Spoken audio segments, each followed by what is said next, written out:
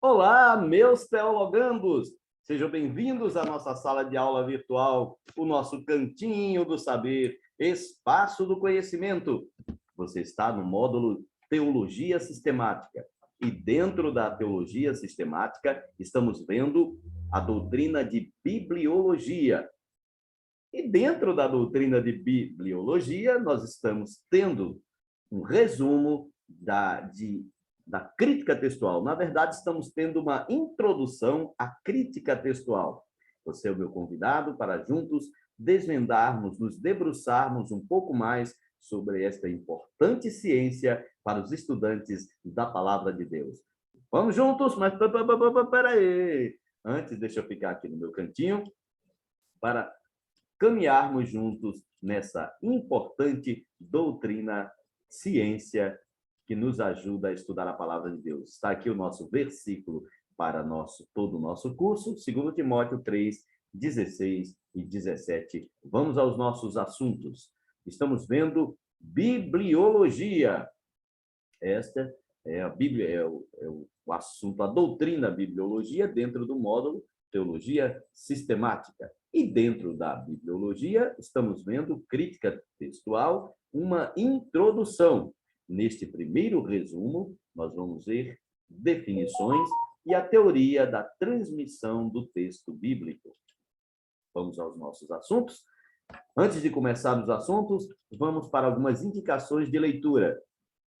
Indicações, as leituras recomendadas para esta doutrina, para este módulo, a Bíblia, através dos séculos, do pastor Antônio Gilberto, Introdução Bíblica, de Norman Geisler e William Nix, Introdução à Hermenêutica Bíblica, de Walter Kaiser Jr., Crítica Textual do Novo Testamento, de Wilson Parocchi, ou Parocchi, e ainda Variantes Textuais do Novo Testamento, de Roger Omanson, um livro que é indicação sempre, quando vamos estudar crítica textual, manuscritologia e qualquer ciência desta forma. Começamos assim os nossos assuntos, lembrando a nossa escala de confessionalidade, né? A nossa escadinha da confessionalidade. Como nós confessamos a nossa fé? Nós cremos que Deus, ele se autorrevela. Ele se autorrevela de duas formas, através da revelação natural geral e através da revelação sobrenatural ou especial. Essa revelação especial é dada aos profetas, aos escritores canônicos, através da inspiração. Essa inspiração que é feita através do modo de inspiração plena verbal ou inspiração orgânica, porque a Bíblia, assim como o próprio Cristo, que ele tem em si a união hipostática, a Bíblia também possui uma união hipostática, ela é divina e humana ao mesmo tempo, ela é inspirada, soprada por Deus, o Espírito Santo preserva a Bíblia de erros, de falhas, mas respeita a condição, os fatores humanos na produção do livro sagrado. E uma vez que nós temos as Escrituras inspiradas, ao ler e estudá-la, nós recebemos iluminação pelo Espírito Santo, que nos traz entendimento para praticar, colocar na nossa vida, na nossa rotina diária, aquilo que estudamos na sua palavra. Ao falar sobre inspiração em palavra de Deus, lembramos aqui três correntes, três teorias a respeito da inspiração bíblica. A primeira corrente é a corrente modernista, aqui representada pelo teólogo e filósofo Schleiermacher, com o seguinte aforismo: a Bíblia contém a palavra de Deus. Uma segunda teoria é a neo-ortodoxia, que começou ali no final do século XIX, início do século XX, e como um aforismo, eles usam a seguinte frase: a Bíblia torna-se a palavra de Deus. Ela não é, nem contém, ela torna-se a palavra de Deus. Como teólogo e filósofo representando esta teoria, nós temos Rudolf Bultmann. E, por fim, nós temos a ortodoxia, um ensino que vem na compreensão da igreja, vem desde os apóstolos, e ele é reafirmado pelos teólogos da Reforma Protestante, no lema Sola Escritura, quando afirmam que a Bíblia é a palavra de Deus. Continuando a nossa investigação, nós encontramos alguns grandes questionamentos a respeito da palavra de Deus. O grande questionamento alguns grandes questionamentos, né? A Bíblia é a palavra de Deus? Você acredita nisso? A Bíblia é confiável? Você afirma isso? A Bíblia é infalível? Você crê nisso? A Bíblia é inerrante? Você aceita isso? A Bíblia é inspirada? Você crê, acredita nessas afirmações? Será que nós podemos defender, fazer uma apologia bíblica da sua confiabilidade, infalibilidade, inerrância, inspiração, sendo ela a palavra de Deus? Conseguimos defender a Bíblia? Vamos continuar os nossos questionamentos, fazendo agora um outro grande questionamento.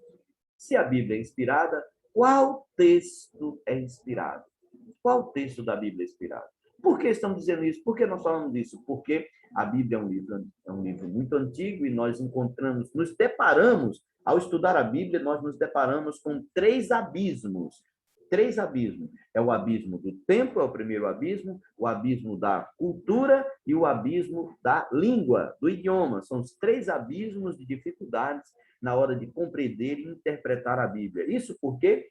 Porque trata-se de textos muito antigos que foram copiados, de forma que nós só temos a cópia e não os originais. Então, que texto é inspirado?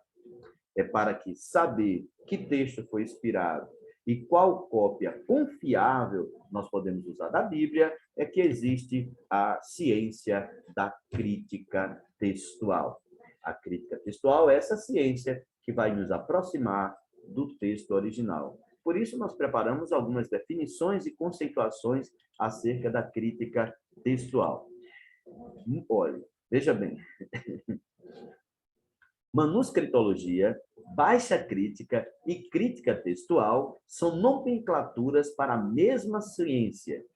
O uso de diferentes nomes para ela se dá por ocasião dos problemas que tais nomeações geravam. Em certo momento, dizer apenas manuscritologia ficou assim, não abarcava tudo aquilo que ela falava. Em outro momento, falar baixa crítica parecia que ela estaria em um grau de inferioridade de outra ciência chamada alta crítica, que olha para a história do texto sagrado, e não o texto sagrado em si.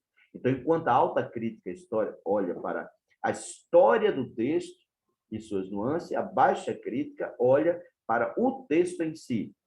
Então, havia conflito entre essas duas ciências. Os novos cientistas deste ramo do conhecimento resolveram renomeá-la de crítica textual. E é assim que nós vamos estar falando sobre ela em nosso curso. Esta ciência trata do que ela trata? Ela trata da separação, da análise e verificação de textos antigos, buscando identificar quais são os originais, os autógrafos, ou pelo menos a cópia que mais se aproxima dos originais, caso eles não mais existam, como é, uma redundância, né, o caso do Novo Testamento. Mas também nós podemos trazer uma definição, uma conceituação um pouco diferente. Por exemplo, aquela que foi produzida por Ian Anderson. Ele diz o seguinte, que a crítica textual é a ciência que orienta os estudiosos da Bíblia a estabelecer o que os autores da Bíblia escreveram. E isso é especialmente importante para aqueles que valorizam a Bíblia como palavra de Deus. Embora a maioria dos cristãos nunca possam estudar a Bíblia nas línguas originais ou se envolver em crítica textual avançada, o trabalho dos críticos textuais nos permite saber com confiança o que Deus disse por meio dos autores humanos. Esta é a função da crítica textual, nos aproximar do texto sagrado original ou o mais próximo possível dele. Mas o que é um texto original? Existem 4 teorias sobre o que é um texto original. Alguns afirmam que o texto original, a primeira teoria, afirma que é um texto antecedente. O que é um texto antecedente? Seria um rascunho. aquele primeiro rascunho que o escritor fez antes de produzir o seu documento sem falhas. Alguns dizem que é isso, antes da publicação, ou rascunho antes da publicação. Uma segunda teoria vai afirmar que o texto original é o autógrafo, é aquele texto produzido, já foi revisado pelo próprio autor, o autor viu, já eliminou qualquer falha, qualquer errozinho gráfico dele e vai publicar. Então, seria o autógrafo, o que nós geralmente chamamos de autógrafo. Uma terceira teoria afirma que o texto original é um texto canônico. O que seria isso? Apenas o texto que é recebido e aceito pela igreja, reconhecido pela igreja como texto sagrado. E uma quarta teoria, talvez a mais fraca dela, vai dizer que o texto original é o texto interpretativo. Seria a forma textual de um livro quando editado pela igreja. Não é mais quando recebido, mas quando editado pela igreja. Isso deixa brecha para muita coisa, não é? Bom, já que nós vimos as teorias sobre o texto original, vamos definir um problema. O problema dos originais, dos autógrafos da Bíblia impressa. O que aconteceu? Onde estão eles? Bom, a história, essa aqui, irmãos, essa parte da baixa crítica, ou da crítica textual, nós chamamos da teoria da transmissão textual. A teoria, nós percebemos o seguinte, no primeiro momento, ali no século I, o primeiro momento ali da história da transmissão foi o momento em que os originais, os autógrafos, foram produzidos pelos apóstolos.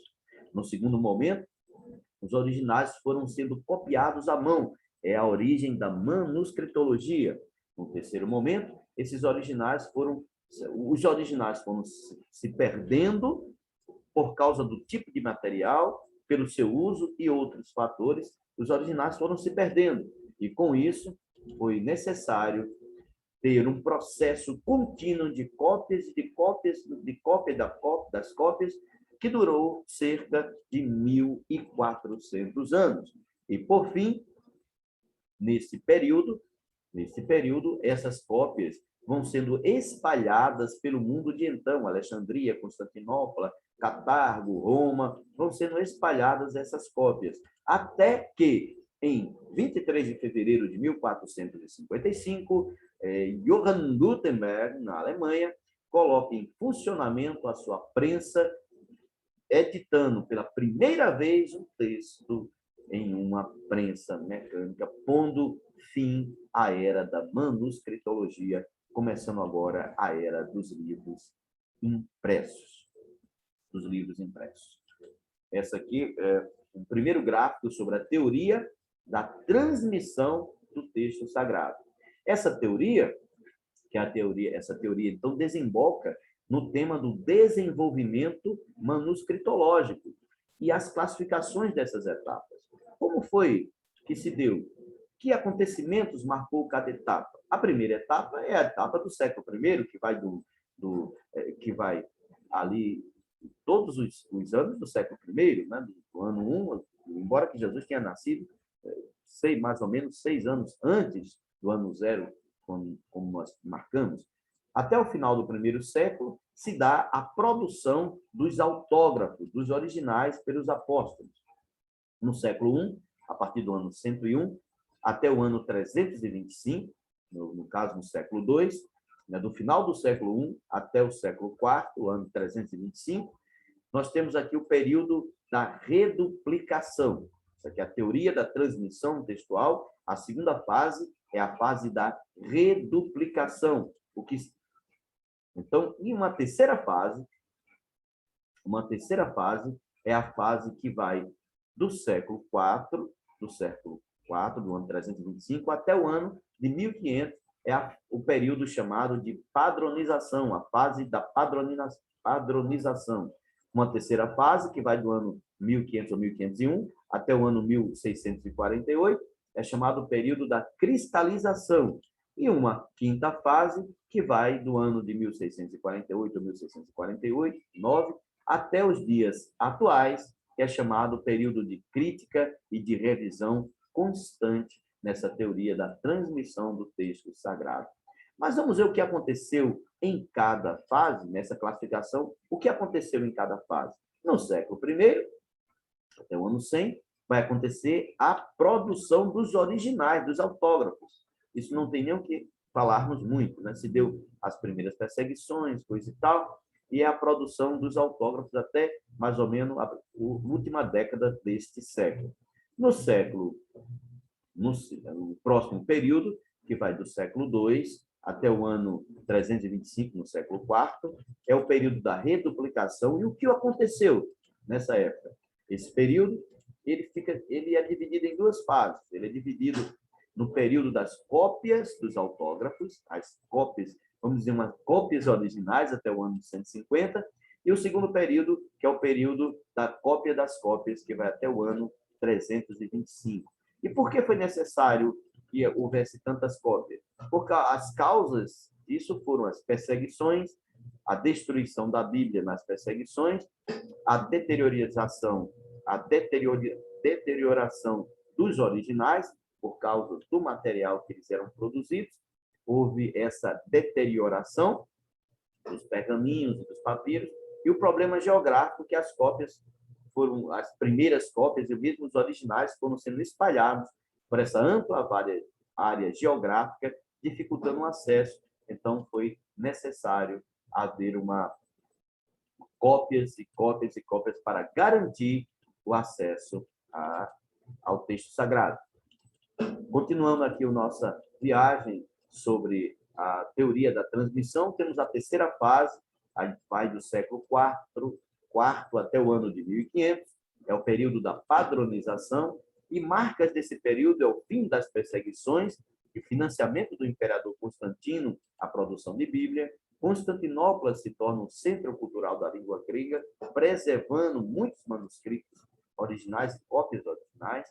Ao reconhecimento do cânon sagrado em 389 no concílio de Cartago, a publicação da Vulgata Latina de Jerônimo, a produção dos textos massoréticos, garantindo ali uma cópia confiável do Antigo Testamento, e houve uma latinização do Ocidente. No Ocidente, a língua latina vai suplantar o grego, tornando-se a língua oficial e fazendo com que toda a documentação e a produção de livros seja na língua latina. Nós vamos continuar com a nossa próxima fase da teoria da transmissão do texto sagrado.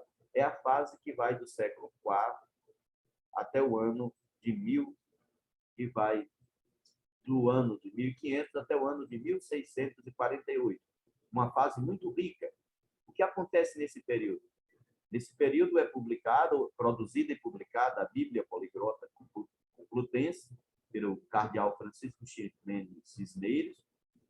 Ela é produzida entre os anos de 1514 e 1516, mas ela não é autorizada à publicação. Somente em 1520 é que ela é autorizada pelo Papa Leão X. Em 1516 é publicado a tradução do Novo Testamento de Erasmo de Roterdã, que ele deu o nome de Novum Instrumentum. E esta tradução, importantíssima para a história da transmissão do texto, vai ser a base para a produção do que ficou sendo chamado textos receptos. O textos receptos só recebe esse nome realmente no ano de 1633, com a segunda edição da Bíblia, do Novo Testamento, junto com o Antigo Testamento, o Antigo Testamento vindo dos massoréticos, e com os textos com base lá no Novo Testamento de Erasmo de Roterdã, os irmãos Elzevir, claro, melhorando bastante desde Erasmo de Roterdã, publicam a primeira edição em 1624, mas é na segunda edição de 1633 que recebe este nome de textos receptos e entra para a história da transmissão do texto sagrado como textos receptos. Esse período teve muitos outros personagens interessantes, como Roberto Stefano, primeiro a publicar o Novo Testamento com um aparato crítico, né, obra essencial para formar o texto recepto. Teodoro Beza, sucessor de Calvino em Genebra, que produziu 10 edições do Novo Testamento, sempre melhorando e acrescendo novos manuscritos que que Erasmo não tinha tido acesso na hora de produzir o seu Novo Testamento. O último período da teoria da transmissão é o período que vai de 1648 até o presente período, que é chamado período da crítica e revisão, período de crítica e revisão. Nesse período, ele pode ser dividido em várias etapas. Como a primeira etapa é o período de preparação, que vai do ano de 1648 a 1831. Nesse período, nós destacamos os teólogos e estudiosos bíblicos John Mill, Jacob Griesbach, Martin Stowe, que trabalhando a tradução do Novo Testamento, procurando trazer novas teorias. O segundo período é o período de progresso, que vai de 1831 a 1881. Destacamos aqui alguns teólogos estudiosos, eruditos. Karl Leichtmann, Lugerhoff, Tischendorf. Tischendorf ele vai ser responsável por encontrar e desenvolvendo a teoria do texto majoritário, que ela é gerada, ela surge com força com as teorias dos teólogos e eruditos Westcott e Hort. Mas ela surge inicialmente com Tischendorf, que vai achar manuscritos antigos em um lixão. Em um lixão ele vai achar esses manuscritos. São personagens famosos, importantes desse período. O terceiro período é o período da purificação, de 1881 até o presente. Nós temos aí as teorias do texto crítico. Nós destacamos aí desta teoria os teólogos e eruditos Burgon, Scrivener e o famoso Nancy Allen, de onde boa parte das Bíblias que usamos descende dessa teoria crítica. Essa é a teoria da transmissão do texto sagrado. E por hora é só, que nosso amiguinho já está avisando que é hora de encerrar esta nossa aula, este nosso resumo de aula sobre teoria crítica textual, definição e teoria da transmissão do texto sagrado. Até mais, até a nossa próxima aula, se Deus assim nos abençoar. Tchau, tchau!